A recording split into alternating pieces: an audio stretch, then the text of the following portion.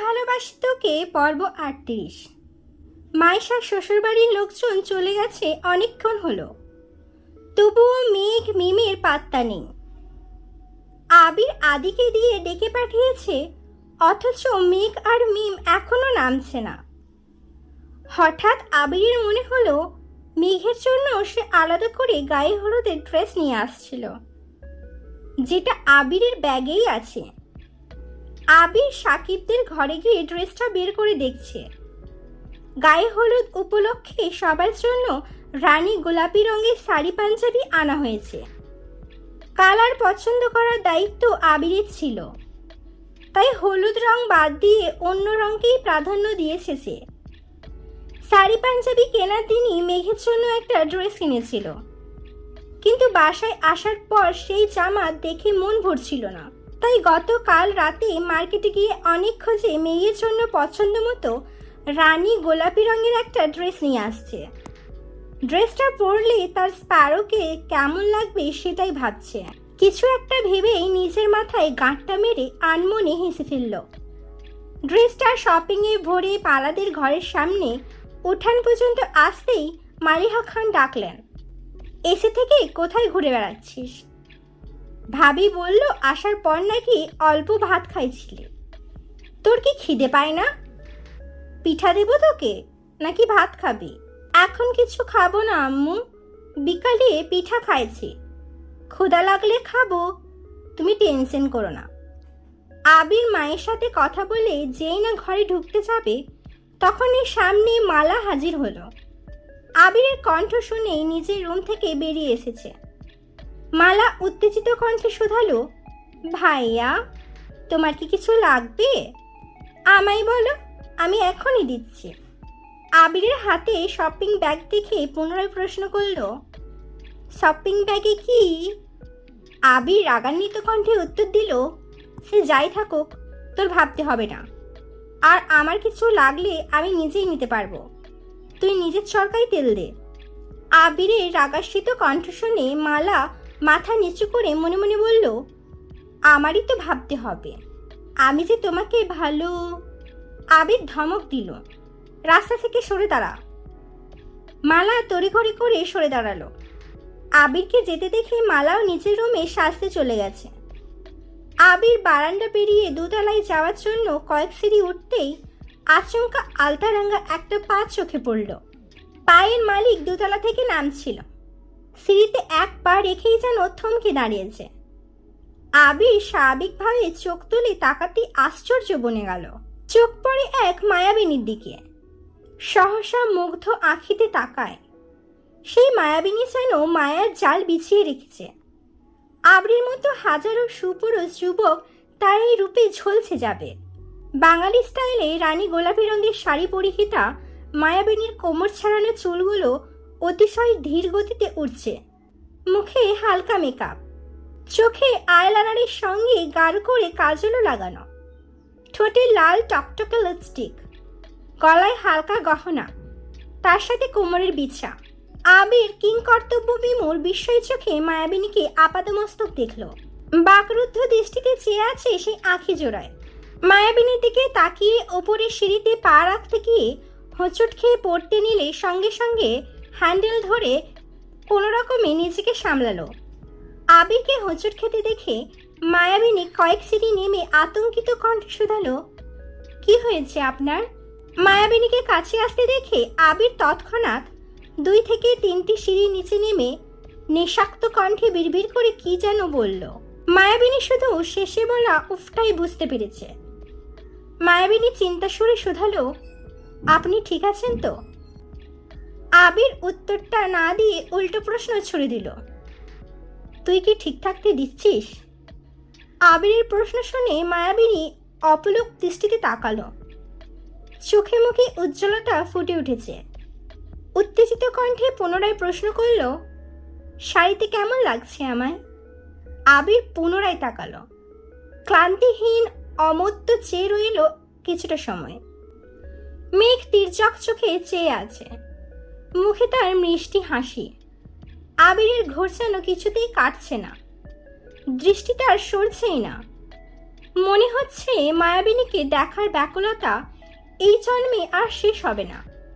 মৃত্যু ব্যতীত মায়াবিনীর মায়ার জাল থেকে বের হতে পারবে না সে। মেঘ পুনরায় প্রশ্ন করল, কেমন লাগছে বললেন না? মেঘের কথায় আবিরের মনোযোগে বিঘ্ন ঘটে। আবিষিক কণ্ঠে বলল, মায়াবিনী। আবির ভাইয়ের মুখে মায়াবিনীর শব্দ শুনে অষ্টাদশী লজ্জায় আড়ষ্ট হয়ে গেল। ব্লাস দেয়া কপল আরও বেশি রক্তিম বর্ণ ধারণ করেছে। ডিসেম্বরের তীব্র শীতেও অষ্টাদশীর নাকে ঘাম চিকচিক করছে। প্রিয় মানুষের মুখে নিজের প্রশংসা শুনে অষ্টাদশীর দেহ অন্যরকম শিহরণ জাগছে। এতক্ষণ আবির ভাইয়ের দিকে তাকিয়ে থাকলেও এখন লজ্জায় চোখ তুলে তাকাতে পারছে না। আবির গলা খাঁকারি দিয়ে বলল, হাতটা দেখি। আবির নিজের হাত বাড়ালো। মেঘ ডান হাত একটু এগোতেই আবির মেঘের হাত ধরে এক সিঁড়ি ওপরে উঠে মেঘের ডান হাতের কনিষ্ঠা আঙুল মুখের কাছে নিল। মেঘের কনিষ্ঠা আঙুল ব্যতীত বাকি আঙুলগুলো স্থান পেল আবিরের গালে। আবিরের গালে থাকা খোঁচা খোঁচা দাড়ি স্পর্শ করতেই অষ্টাদশীর বুকের ভেতর উতাল পাতাল ঢেউ শুরু হয়ে গেছে। আবির মেঘের কনিষ্ঠা আঙুলে আস্তে করে কামড় দিল। অমনি অষ্টাদশী কেঁপে উঠল। মেঘের অস্বস্তি বুঝতে পেরে আবির হাত ছেড়ে কিছুটা দূরে দাঁড়ালো। আবির স্বভাবসুলভ ভারী কণ্ঠে বলল, আমায় সুন্দর লাগছিল বলে তুই একদিন নজর কাটিয়েছিলি, আজ আমি কাটালাম। মেঘ নিস্তব্ধ নীরের দৃষ্টিতে তাকিয়ে আছে। আবির নিজেকে সামলে গম্ভীর কণ্ঠে বলল, মানুষ মারার প্ল্যানটা কার?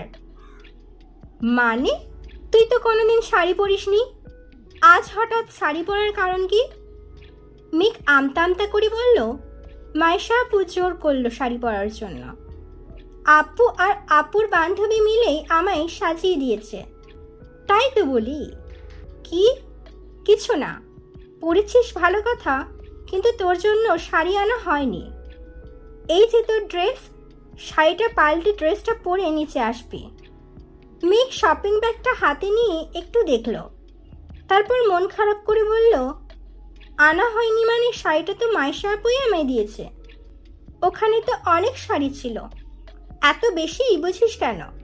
শাড়ি বেশি থাকলেই কি পরতে হবে? একটু থেমে পুনরায় বলল, তুই এভাবে স্টেজে গেলে মাইশা আপুর বদলে সবাই তোকেই হলুদ লাগাতে আসবে। তার থেকেও বড় বিষয়, বিয়ে বাড়িতে এত এত মানুষ, কত বাজে মেন্টালিটির ছেলে আছে। কখন কোন ছেলে কি বলে ফেলবে, তখন তো গাল ফেলাইয়া কান্না শুরু করে দিবি। আমি তানভীর না যে সর্বক্ষণ তোকে চোখে চোখে রাখবো। কোনো সমস্যা হলে ঠান্ডা মাথায় সমাধান করব। বাই এনি চান্স কোনো ছেলে উল্টাপাল্টা কিছু বললে তখন আমার হাত উঠে যাবে। আমি বিয়ে খেতে আসছি, মারপিট করতে নয়। তুই কি চাস তোর জন্য আমি বিয়ে বাড়িতেও মারপিট করি?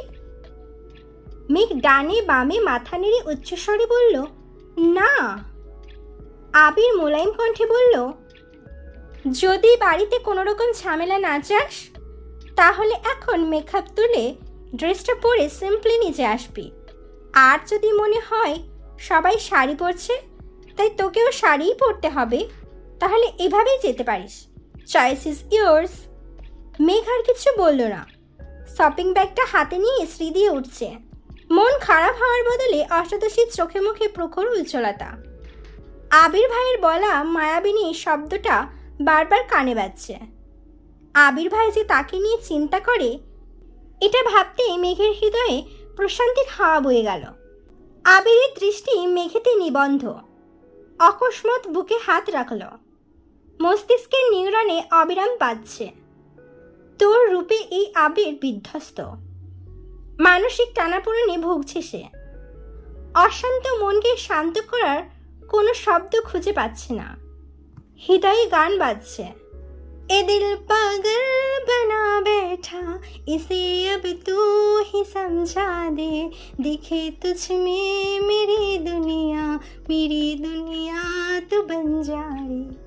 যতক্ষণ অষ্টাদশীকে দেখা যাচ্ছিল আবির ততক্ষণ দুর্বুদ্ধ দৃষ্টিতে তাকিয়েছিল। অষ্টাদশী আড়াল হতেই আবির ধপ করে সিঁড়িতে বসে পড়েছে, হাত দিয়ে চোখ মুখ ঢেকছে। বক্ষপিঞ্জরে উত্তাল পাত্তাল ঢেউ। তখনই সাকিব আসছে।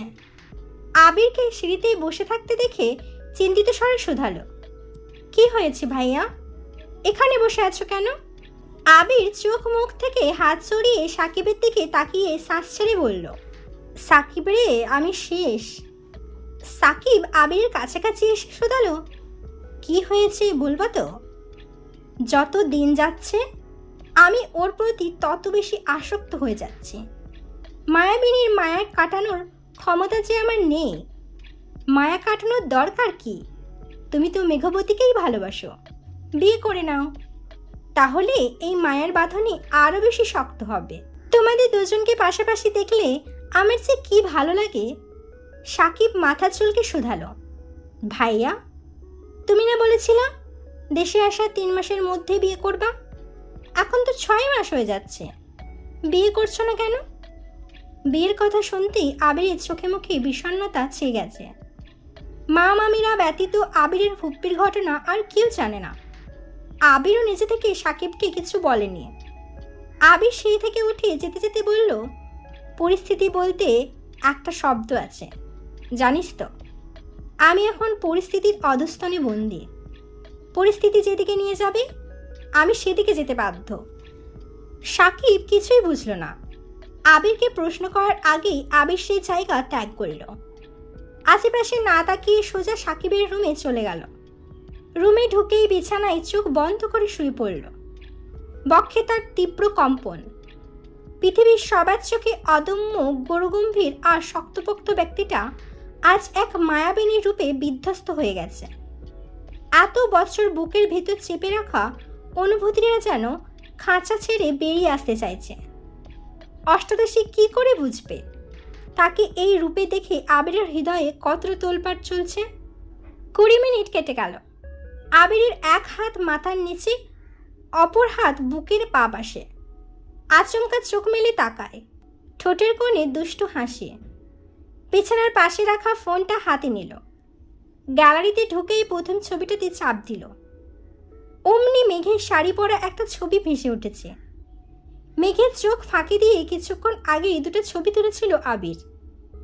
সেখান থেকেই একটা ছবি সুদীর্ঘ মনোযোগ দিয়ে দেখছে। কাজল কালো চোখ, লজ্জায় লালিত মুখমণ্ডল, ওষ্ঠদ্বয়ে মায়াবী হাসি আবিরের অশান্ত মন জানান দিচ্ছে। মায়াবিনীর মায়াজালে আবিরের মৃত্যু নিশ্চিত। আবির ফেসবুকে ঢুকে নিজের টাইমলাইনে একটা পোস্ট করে, মনের বিরুদ্ধে নিজেকে নিয়ন্ত্রণ করার চেয়ে যুদ্ধে শহীদ হওয়া বোধ হয় অধিকতর শান্তিপূর্ণ। নিচে ছোট করে লিখেছে, বেস্ট সারপ্রাইজ এভার। আবির পুনরায় মেঘের শাড়ি পরা ছবিটা বের করেছে। এক দৃষ্টিতে তাকিয়ে আছে সে। অকস্মাৎ ফোনে যান্ত্রিক আওয়াজ বেজে উঠল। তানভীর কল করেছে। আবির রিসিভ করতেই ওপাশ থেকে উদ্বিগ্ন কণ্ঠ ভেসে এলো, ভাইয়া তুমি ঠিক আছো? বনু ঠিক আছে তো? আবির মৃদু হেসে উত্তর দিল, তোর বোন বোধহয় সিদ্ধান্ত নিয়েই নিচ্ছে আমায় না মেরে থামবে না। কেন, কি হয়েছে? বনু কি কিছু করেছে? রাগে বকা দাওনি তো আবার? তোর বোন এমন রূপে আমার সামনে আসছে, ধমক দেওয়া বহু দূর। আমি তো, তুমি তো কি? বনু কেমন রূপে আসছে? তুই না আমার সম্বন্ধী হোস? ছোট বোনের প্রেমালাপ শুনতে চাস? লজ্জা লাগে না তোর? আচ্ছা সরি, তোমরা ঠিকঠাক থাকলেই হলো। তোমাদের দুজনকে একসাথে পাঠিয়ে এখন টেনশনে আমার হাত পা ঠান্ডা হয়ে যাচ্ছে। তোমার স্ট্যাটাস দেখে আরও বেশি ভয় লাগছিল, তাই তাড়াতাড়ি কল দিলাম। কিছুক্ষণ আগে মাইসা আপু কল দিয়েছিল আমায়, যায়নি বলে রাগারাগি করছে। আমি বলছি সকাল সকাল চলে আসবো। আচ্ছা সাবধানে থাকিস, আর আসার সময় আমার বাইকটা নিয়ে আসিস। আচ্ছা রাখছি। ভাইয়া শোনো। হ্যাঁ বল। বনুর সাথে রাগ দেখিও না প্লিজ। এখন রাগ দেখানোর অবস্থায় আমি নেই। তোর বোনকে নিয়ে পালাইয়া না যাই এই টেনশনে আছি। রাখছি। আবির কল কেটে ওয়াশরুম থেকে হাত মুখ ধুয়ে আসছে। তানভীর আহাম্মকের মতো বসে আছে। বনু কি করছে? ভাইয়ের কি হয়েছে? কি বলল সব যেন এলোমেলো হয়ে যাচ্ছে। আবির ভাই পরিবারের জন্য এত দৃঢ় সংকল্প নিয়ে হুট করে পালিয়ে যাওয়ার কথাই বা কেন বলছে? ভাইকে কল দিলেও লাভ নাই। মাঝে মাঝে তানভীর ভাবে ভাইয়ার সম্বন্ধী না হয়ে সালা হলেই ভালো হতো। মজার হলেও অন্ততপক্ষে ভাই কিছু বলতো, যাতে ভাইয়ের মনোভাব বুঝতে পারত সে। আবির কিছুক্ষণের মধ্যে রেডি হয়ে বের হয়েছে। রানী গোলাপি রঙের পাঞ্জাবি পরায় আজ আবিরকে অন্যরকম সুন্দর লাগছে। সাদা, কালো আর ধূসর রঙের ভিড়ে উজ্জ্বল বর্ণটা আবিরকে বেশ মানিয়েছে। প্যান্ডেলে ঢুকতে গিয়ে আশেপাশে তাকিয়ে দেখলো মেঘ কোথাও নেই। মিম, দিশা আরও কয়েকজন মিলে গল্প করছে। আবির মিমকে ডেকে জিজ্ঞেস করলো, মেঘ কোথায়? মিমও আশেপাশে তাকাচ্ছে, ধীর কণ্ঠে বলল, আপুকে তো দেখছিলাম নিচে আসছিল, এখন তো দেখছি না। রুমে গিয়ে দেখে আসবো ভাইয়া। তোর যেতে হবে না। আবির দুপা এগোতেই সাকিব ছুটে আসছে। আতঙ্কিত কণ্ঠে বলল, ভাইয়া এতক্ষণে আসছো তুমি? তোমার মেঘবতী তো সেজে গুজে নিচে আসছিল। ওই নিয়ে মালা আর ওর বান্ধবী কথা বলছিল। কি কথা বলছে তো শুনি নাই, কিন্তু দেখলাম মেঘবতী মুখ গোমরা করে উপরে চলে যাচ্ছে। তখন আব্বু ও চাচু আমায় ডেকে নিয়ে গেছে। কিছু প্রয়োজনীয় জিনিস আনার দরকার ছিল। তাড়াহুড়োতে রুম পর্যন্ত যেতে পারছিলাম না। ফোনটাও রুমে চার্জে রেখে আসছি, তাই জানাতেও পারছিলাম না। কাজ শেষেই দৌড়ে আসছি। আবির দীর্ঘশ্বাস ছেড়ে বলল, যে ভয়টা পাচ্ছিলাম। আবির ঝড়ের গতিতে মেঘেদের রুমে গেছে। রুমে কেউ নেই। বিছানার উপর শাড়ি, কসমেটিক্স এলোমেলো পড়ে আছে। আবির আশেপাশে 2-3টা রুম চেক করলো, কোথাও কেউ নেই। হঠাৎ সিঁড়ির নিচে নজর পড়তেই ছুটল সেদিকে। ছাদ জুড়ে ঝলমল করছে লাল, নীল আর সবুজ রঙের আলো। তার একপাশে মেঘ দাঁড়িয়ে আছে, হাতে একটা গাছের ডাল, যেটা নিয়ে ছাদের রেলিংয়ে অবিরত আঘাত করছে। মেঘ ড্রেস পরে নিচে নামতেই চোখ পড়ে মালা আপু আর তাদের বান্ধবীর দিকে। তারা কোনো বিষয় নিয়ে গভীর আলোচনায় মগ্ন। মেঘ সেসবই পাত্তা না দিয়ে দুপা এগোতেই কানে আসে, আবির ভাইয়ের সাথে আমার 2 বছর যাবৎ ফোনে কথা হয়, প্রায়ই ভিডিও কলেও কথা হয়। আমি যে ওনাকে ভালোবাসি এই কথাটা এখনো বলিনি। আজকে সুযোগ পেলে ভাইয়াকে বলে ফেলবো। তোরা আমায় বুদ্ধি দে, কিভাবে বললে উনি সঙ্গে সঙ্গে রাজি হয়ে যাবেন। কথাগুলো কানে আসতেই মেঘ স্তব্ধ হয়ে গেছে। দাঁতে দাঁত চেপে ধরল। ক্রোধে কপালের শিরাগুলো দৃশ্যমান হয়ে গেছে। মেঘের চোখ মুখ রক্তাভ হয়ে উঠেছে, দাঁত কিরমির করছে। আবির ভাই মালা আপুর সাথে কথা বলে, এই কথাটা অষ্টাদশীর মনে চরমভাবে আঘাত করছে। রাগে গজগজিয়ে ছাদে চলে আসছে। রাগটা আসলে কারোর উপর উঠেছে সেটা নিজেও বুঝতে পারে না। মালা আপুর আচরণ ভালো লাগেনি, এজন্য মালা আপুকে আগে থেকেই সহ্য করতে পারে না। অথচ আবির ভাই, ভাবতেই বক্ষস্পন্দন থমকে গেল। রাগে ফসতে আর ভাবছে, এতগুলো বছরে একটা বারও আপনি আমার সঙ্গে কথা বলেননি। এখন জোর করতে পারলে তখন কেন জোর করে আমার সাথে কথা বললেন না? যদি কথা নাই বলবেন তাহলে মালা আপুর সাথে কেন কথা বললেন? তাহলে কি আপনি? একটু ভেবেই থেমে গেল। ক্রোধ যেন কমছেই না, বরং বাড়ছে। পাশে একটা গাছ থেকে একটা ডাল ভেঙে সেটা নিয়ে রেলিংয়ে আঘাত করেই নিজের ক্রোধ কমানোর চেষ্টা করছে। আবির বিদ্যুৎ বেগে ছুটে এসে মেঘের হাত চেপে ধরল। হাত থেকে ডালটা নিয়ে ছুঁড়ে ফেলল। আবির সরু নেত্রে খেয়াল করল অষ্টাদশীর চোখ মুখ। লাইটের আলোতে বারবার পরিবর্তন হচ্ছে চেহারার বর্ণ। মেঘের চোখে মুখে তীব্র ক্ষিপ্রতা। আবিরের উপস্থিতি বুঝতে পেরে রাগ যেন 3 গুণ বেড়ে গেছে। আবিরের হাত থেকে নিজের হাতটা সরানোর চেষ্টা করছে। কোথাও কেটেছে কিনা আবির সেটা দেখার চেষ্টা করছে। অথচ মেঘ নিজের সবটুকু শক্তি দিয়ে হাত সরানোর চেষ্টা করছে। মেঘের এমন কাণ্ডে আবির অগ্নি চোখে তাকিয়েছে। ধমক দিতে গিয়েও থেমে গেল। ঢোক গিলে নিজের রাগ কন্ট্রোল করার চেষ্টা করলো। মেঘের অন্য হাতটা টেনে নিল। মেঘের দু হাত একসঙ্গে রেখে কবজি বরাবর চেপে ধরে তপ্ত স্বরে বলল, এখন দেখব কিভাবে নিজের হাত ছাড়াস। মেঘ রাগে কটমট করে বলল, ছাড়ুন আমায়। না ছাড়লে কি করবি? রাগে কটমট করছে মেঘ। প্রশ্ন করল, কোন অধিকারে আমায় ছুঁয়েছেন? মেঘ রাগে হিতাহিত জ্ঞানশূন্য হয়ে কথাটা বলল। আবির নিরেট কণ্ঠে উত্তর দিল, আমায় অধিকার বোধ শেখাতে আসিস না। তোকে ছোঁয়ার জন্য যদি অধিকার নামায় স্বাক্ষর করতে হয়, আমি সেই অধিকার নামায় স্বাক্ষর করে হলেও তোকে ছুঁব। রাগের মাথায় আবিরের কথাগুলো মেঘ শুনল কি না কে জানে। অতিরিক্ত ক্রোধে মেঘের মাথা ঘুরছে, তবুও শান্ত হওয়ার নাম নেই। মেঘ রাগান্বিত কণ্ঠে পুনরায় চেঁচিয়ে উঠল, আমি ছাড়ুন বলছি। ছাড়ার জন্য তো ধরিনি, ছাড়িয়ে নিতে পারলি নে। মেঘ রাগে ফুঁসতে ফুঁসতে বলল, আমি কিন্তু চিৎকার করব। আবির এবার সশব্দে হাসল। মেঘ আশ্চর্য নয়নে তাকিয়ে বলল, হাসছেন কেন? আমি কিন্তু সত্যি সত্যি চিৎকার করব।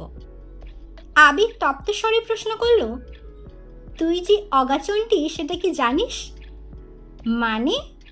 এই যে চিৎকার করবি বললি, চিৎকার তুই করতেই পারিস, কিন্তু সবাই আসলে বলবিটা কি শুনি?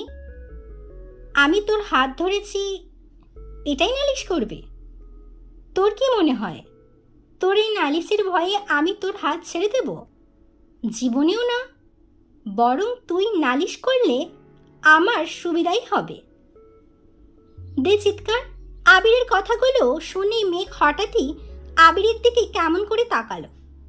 এতক্ষণ নিজের ওপর নিয়ন্ত্রণ ছিল না।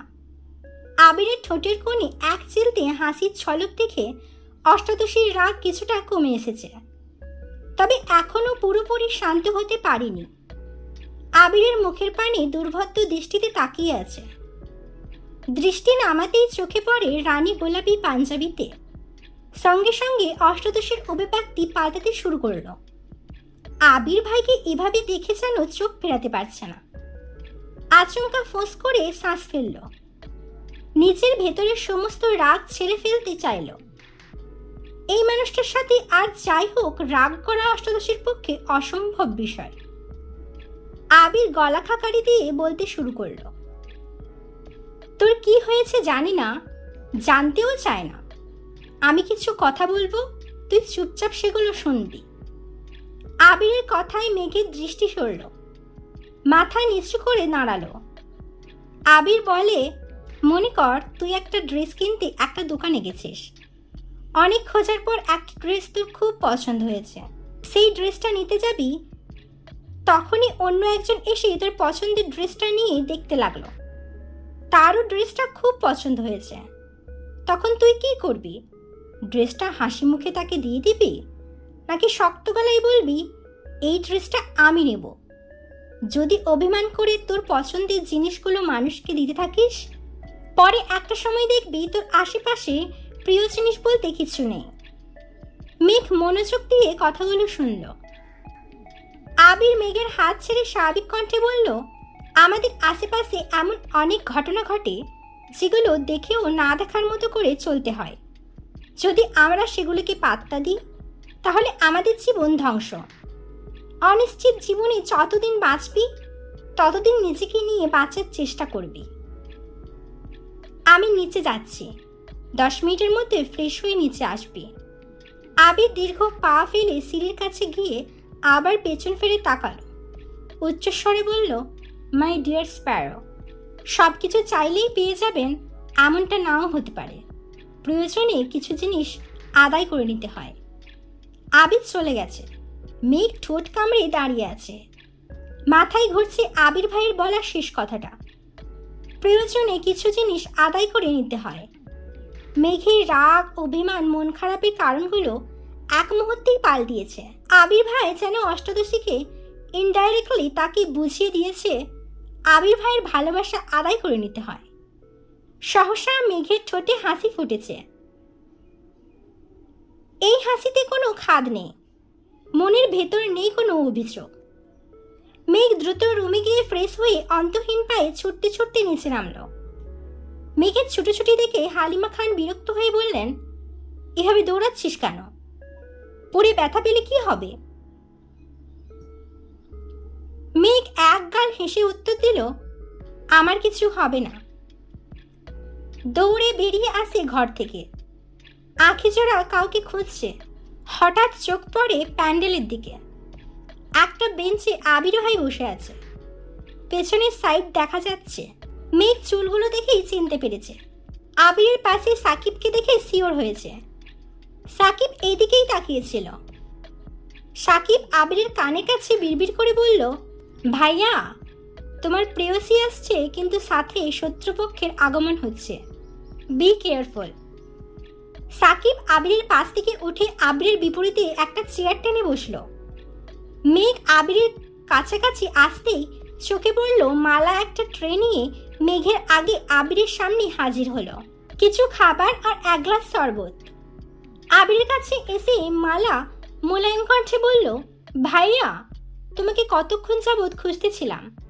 তুমি তো দুপুরের পর আর কিছু খাওনি, তাই খাবার নিয়ে আসছি। মালার আহ্লাদী কণ্ঠে আবিরের মেজাজ খারাপ হলো, তবুও স্বাভাবিক থাকার চেষ্টা করলো। আবির প্রখর তপ্ত স্বরে জানালো, আমি এখন খাবো না, নিয়ে যা। মেঘের রাগ ক্রমে ক্রমে বেড়েই চলেছে। গাল ফুলিয়ে আবিরের থেকে কিছুটা দূরে আবিরের মুখোমুখি এসে দাঁড়ালো। সামনে থেকে আবিরকে দেখছে, অথচ আবির কোনো দিকেই তাকাচ্ছে না। মালা পুনরায় বলল, খাবারটা খেয়ে নাও প্লিজ। আবির রাগান্বিত কণ্ঠে কিছু বলতে যাবে, তার আগেই মেঘ আবিরের কাছাকাছি দাঁড়ালো। ঝোঁকে আবিরের মুখোমুখি হলো। মেঘকে কাছে আসতে দেখে আবির একটু পিছিয়ে গেল। মেঘ আচমকা আবিরের বুকের ওপরের বোতামটা লাগাতে লাগাতে বলল, পাঞ্জাবিতে পরেছেন ঠিকই, বোতামগুলোও ঠিকমতো লাগাতে পারেননি। বোতাম লাগিয়ে তাকালো মাথায়। এক মুহূর্তের ব্যবধানে চুলে হাত দিল। দু হাতে চুলগুলো ঠিক করতে করতে বলল, ইস, চুলগুলো এলোমেলো করে ফেলেছেন। আমি না থাকলে যে আপনার কি হবে এটাই ভেবে পায় না। আবির অবিশ্বাস্য দৃষ্টিতে মেঘকে দিচ্ছে। নিজেকে নিয়ন্ত্রণ করতে নিমাষ্ট কামড়ে ধরল।